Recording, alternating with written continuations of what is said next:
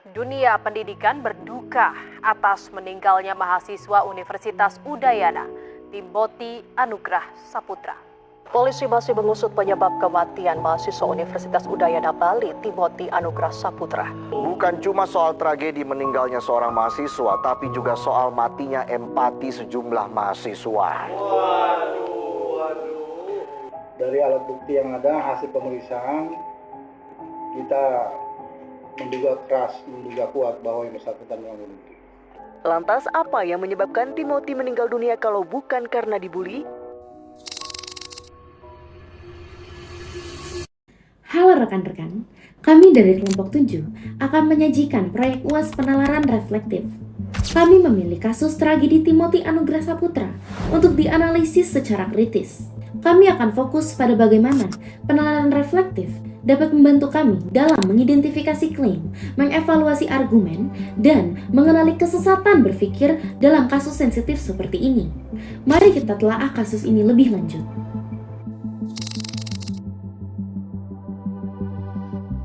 Kasus ini pertama kali muncul di media sebagai non-argumen, yaitu sebuah laporan kronologis.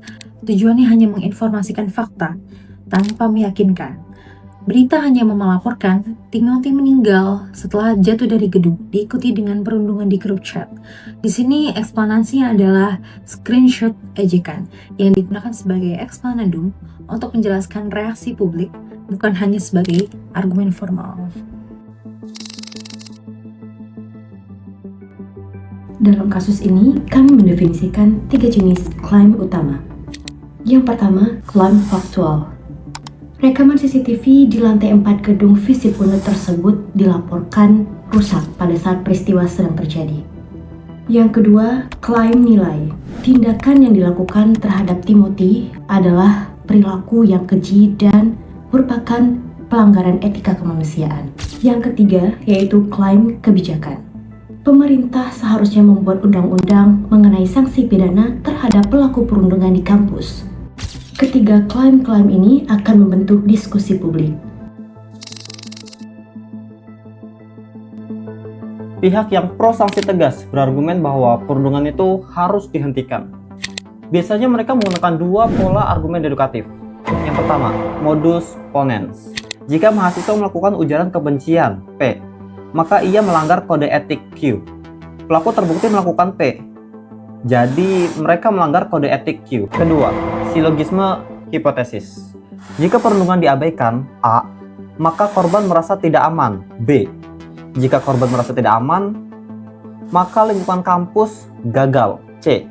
Jadi jika perundungan diabaikan, maka lingkungan kampus dianggap gagal. Pihak kontra sanksi ekstrim berpendapat bahwa sanksi harus berorientasi rehabilitasi. Mereka juga menggunakan dua pola deduktif. Pertama, modus tollens. Jika sanksi efektif memberi efek jerah P, maka perundungan hilang dalam 1 bulan Q.